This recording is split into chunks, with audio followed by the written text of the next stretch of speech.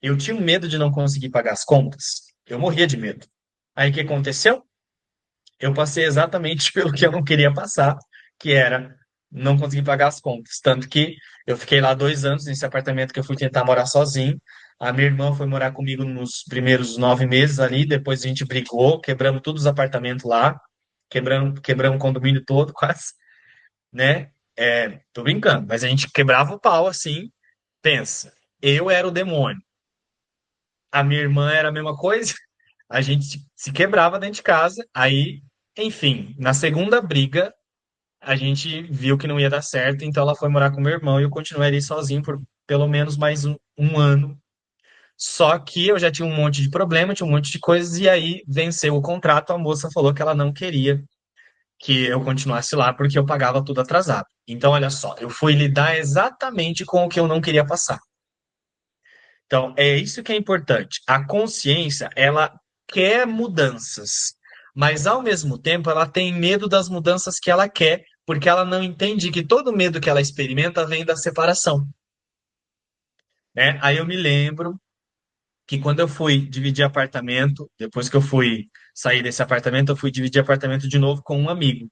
Aí eu voltei a sentir medo de novo, porque eu não queria que ele ficasse me julgando se de repente eu não tivesse o dinheiro para passar para ele, né? Na época, a academia tinha um monte de perrengue lá e não conseguia se bancar direito, então volta e meia eu não recebia os meus salários direito, né? E aí eu comecei a me atacar porque o Leandro, bem no início, assim, eu fiquei lá 2 anos e pouquinho morando com ele. O Leandro, eu não gostava de que ele vinha me cobrar e eu então sentia medo de não receber o salário para não ter que passar pela cobrança que ele ia me dar. Aí eu me lembro que assim, ó, eu fiquei todos esses anos assim tentando resolver, querendo mudar, mas também com medo da mudança. Então você sempre se coloca nos mesmos lugares de experimentar os medos que você não quer passar.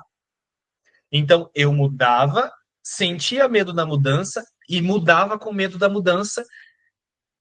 Então eu até gerava as mudanças que eu queria fazer. Só que como eram carregadas de medo da mudança, eu sempre me conduzia para os mesmos lugares de frustração, de desconforto, de rejeição, de me sentir diminuído, de me sentir humilhado. Eu não gostava de passar por aquelas sensações que eu passava, né?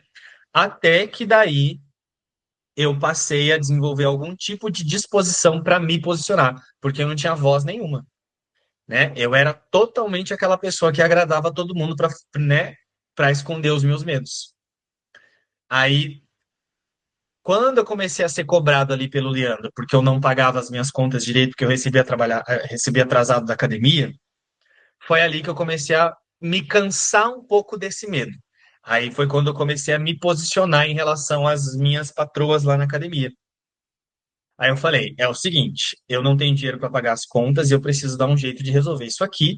E eu comecei a falar para ela, se você não me pagar, eu vou começar a investir esse tempo aqui para fazer essas outras coisas, porque a minha prioridade é pagar a conta.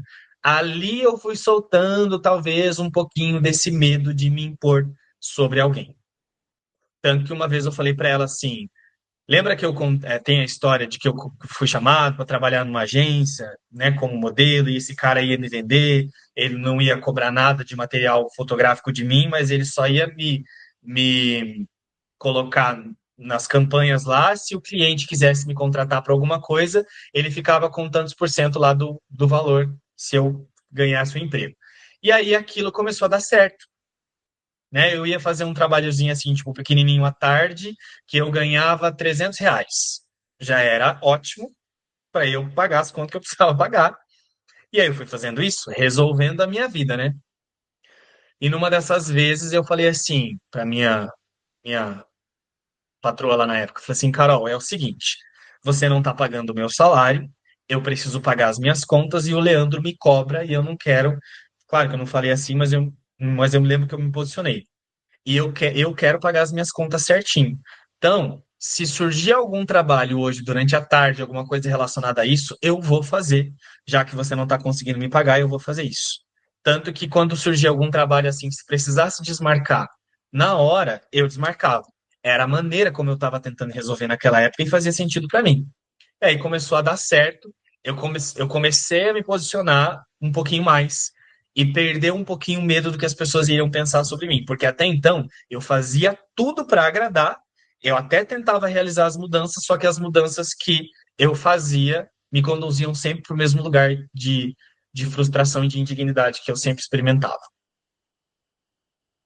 Então, olha aí o medo da liberação funcionando no mundo. A gente até realiza mudanças, só que a gente fica com medo o tempo todo de passar pelas mesmas experiências. E é isso que faz com que as mesmas experiências fiquem sempre voltando. Então, enquanto a gente não compreender realmente o que é esse medo da liberação, você acha que a gente vai seguir esse percurso? Você acha que eu vou seguir uma coisa que eu não estou totalmente ciente, é uma coisa que eu não consigo nem imaginar o que que é? Como é que eu vou colocar o meu foco em Deus se eu não consigo imaginar o que é Deus? Eu não vou colocar, é uma coisa que eu não consigo controlar. Se essas coisas do mundo a gente já tem medo de não conseguir controlar, mesmo sabendo algumas das possibilidades que podem acontecer, como é que eu vou conseguir confiar plenamente em Deus e aceitar totalmente, né, colocar o foco só na totalidade, se Deus é uma coisa que eu não consigo controlar? Então a consciência ela vai projetar muito medo em cima de Deus mesmo.